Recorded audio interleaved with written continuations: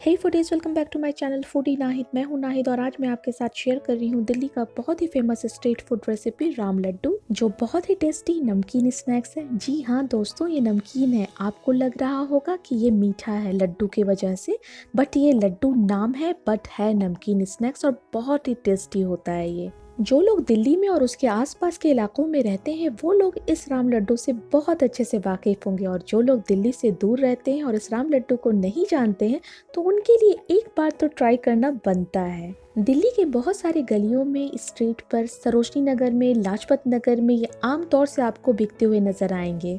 और ये राम लड्डू देखने में बिल्कुल लड्डुओं की तरह होते हैं, गोल गोल, जो बाहर से क्रिस्पी और अंदर से बहुत ज़्यादा सॉफ्ट होते हैं, और जिन्हें सर्व किया जाता है फ्रेश मूली और मूली के पत्तों की चटनी के साथ।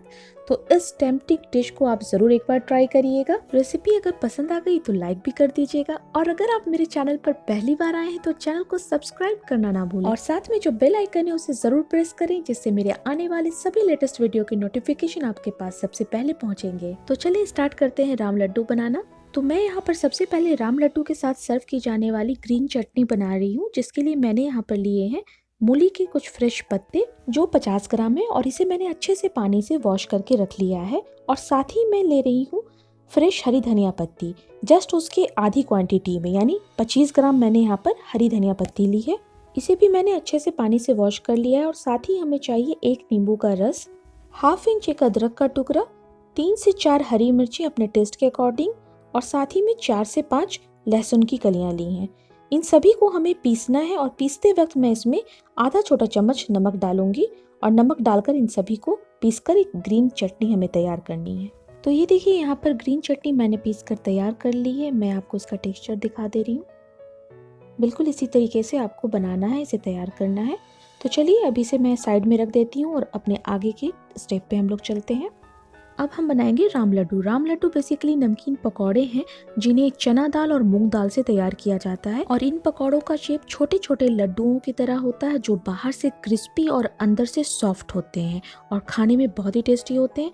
तो इसे क्रिस्पी बनाने के लिए मैं यहाँ पर ले रही हूँ चना दाल, और इसे सॉफ्ट बनाने के लिए अंदर से मैं यहाँ पर ले रही हूँ पीली मूंग दाल, जो बिना छिलके वाली मूंग दाल होती है, वही वाली। ये दोनों दालें हमें इक्वल क्वांटिटी में, यानी बराबर लेनी है। जिस कप या कटोरी से आप चना दाल ले रहे हैं, सेम कप या कटोरी से आपको मूंग दाल भी लेनी है। इन दोनों दाल को आपको साफ से अच्छे से पानी से धोकर पानी में फुला देना है, यानी सोक करने के लिए रख देना है।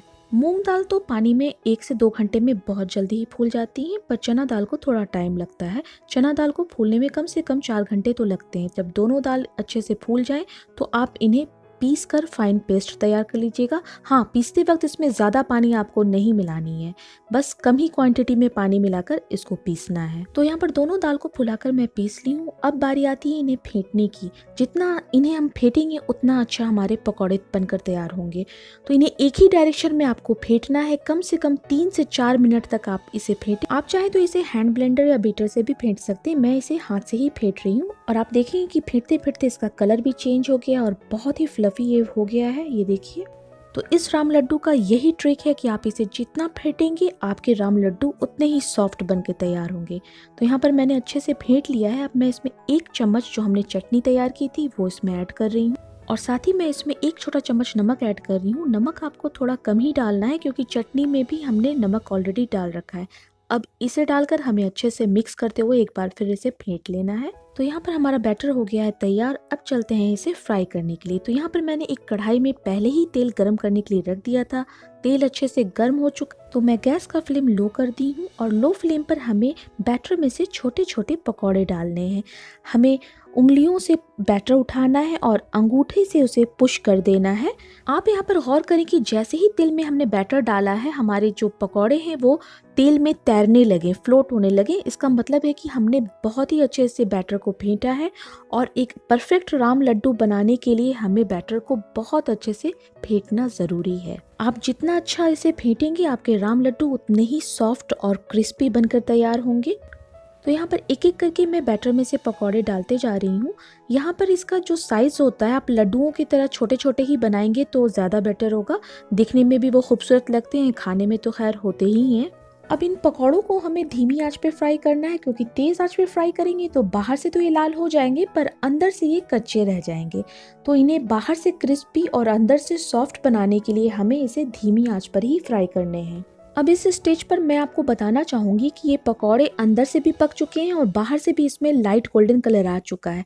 तो बाहर में स्ट्रीट फूड वाले भैया लोग जो बेचते हैं तो इसी स्टेज पे इन पकौड़ों को वो निकाल के बाहर रख लेते हैं, और जब कोई कस्टमर उनसे डिमांड करता है तो उसी कस्टमर के डिमांड के हिसाब से ये दोबारा जितने प्लेट उन्हें चाहिए फिर दोबारा उसे फ्राई करते हैं। बट आज हम लोग इसे घर पर बना रहे हैं तो हम लोग इसे अच्छे से सुनहरा गोल्डन कलर करके यानी क्रिस्पी बनाकर ही इसे निकालेंगे। तो यहाँ पर हमारे पकौड़े यानी राम लड्डू बहुत ही अच्छे करारे क्रिस्पी बनकर तैयार हो चुके हैं। तो अब मैं इसे निकाल ले रही हूँ। अब बचे हुए बैटर को हम लोग सेम तरीके से ही फ्राई कर लेंगे। बैटर को हमें उंगलियों से उठाना है और अंगूठे से तेल में पुश करते जाना है। सेम इसी तरीके से सारे पकौड़े हम लोग तेल में डाल लेंगे और उसे धीमी आंच पर क्रिस्पी होने तक गोल्डन फ्राई कर लेंगे। तो यहाँ पर एक एक करके जितने बचे हुए बैटर थे वो मैंने कढ़ाई में डाल दिए हैं। अब यहाँ पर आप नोटिस करिएगा कि जैसे जैसे एक साइड से सुनहरे हो रहे हैं अपने आप ये फ्लिप करते जा रहे हैं यानी पलटते जा रहे हैं। इसका मेन रीज़न यही है कि हमने पकौड़े के बैटर को बहुत देर तक फेंटा, जिससे वो बिल्कुल लाइट वेट हो जाते हैं और अपने आप ही वो पलटने भी लगते हैं। तो यहाँ पे राम लड्डू अच्छे से क्रिस्पी और गोल्डन हो चुके हैं। तो हम लोग इसे एक प्लेट में निकाल लेते हैं। तो यहाँ पर सारे पकौड़ों को मैंने एक ट्रे में निकाल लिया है और यहाँ पर मैंने कुछ मिर्ची भी फ्राई की हैं।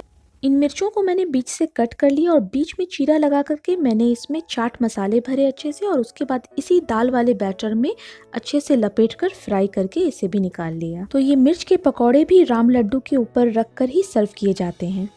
और अब देखते हैं इन पकौड़ों को जो बाहर से क्रिस्पी और अंदर से सॉफ्ट है। तो ये देखिए इनका टेक्सचर, बाहर से ये बिल्कुल क्रिस्पी और अंदर से सॉफ्ट है। ये देखिए कितने स्पॉन्जी बन के तैयार हुए आप देख सकते हैं। और साथ ही बाहर से देखिए इसका टेक्सचर कितने करारे क्रिस्पी लग रहे हैं। तो चलिए अब राम लड्डू को स्ट्रीट स्टाइल में सजाते हैं। तो यहाँ पर एक प्लेट में मैंने सारे पकौड़ों को रख लिए हैं। अब इस पर मैं ग्रेटेड मूली डाल रही हूँ, यानी मैंने मूली को कद्दूकश कर लिया था, उसे मैं इन पकौड़ों के ऊपर डाल रही हूँ। ये देखिए बिल्कुल इस तरीके से सारे मूली को हमें पकौड़ों के ऊपर ही डालने हैं। ग्रेट की हुई मूली पे मैंने कुछ हरी धनिया पत्ती भी काट कर मिला दी थी, उन्हें भी इनके ऊपर ही हमें सजाना है। और सबसे ऊपर में हमने जो फ्रेश हरी धनिया पत्ती और मूली के पत्तों की चटनी तैयार की थी उसे डालना है। बिल्कुल इसी तरीके से चारों तरफ हमें अच्छे से इसे स्प्रेड कर देना है। और सबसे ऊपर जाएगा हमारा मिर्ची वड़ा कह लें या फिर मिर्ची के पकौड़े। इनके ऊपर भी हमें ग्रेटेड मूली डाल करके इसके ऊपर चटनी डाल देनी है। तो ये देखिए हमारा सजा धजा राम लड्डू बनकर तैयार हो चुका है, जो खाने में बहुत ही टेस्टी है। इसे आप सब ज़रूर ट्राई करिएगा, चाहे आप दिल्ली में रह रहे हो चाहे दिल्ली से बाहर रह रहे हो। इस स्ट्रीट फूड रेसिपी का तो मज़ा एक बार लेना बनता है। और इसे खाना कैसे है वो भी मैं दिखा दे रही हूँ आपको। एक राम लड्डू यानी एक पकौड़ा बिल्कुल मूली और चटनी के साथ ही उठाना है और इसे सीधे मुंह में डालना है और खाइए और मज़े लीजिए। और अपना फीडबैक मुझे कमेंट बॉक्स में ज़रूर दें। और अगर आपको रेसिपी पसंद आई तो इसे लाइक ज़रूर करिएगा और ज़्यादा से ज़्यादा इसे अपने फ्रेंड्स रिलेटिव्स में भी शेयर करें। आप सभी का मेरे वीडियो और रेसिपी को पसंद करने के लिए, उसे देखने के लिए बहुत बहुत शुक्रिया। फिर मिलती हूँ नेक्स्ट वीडियो में नई रेसिपी के साथ। तब तक दुआओं में याद रखिएगा।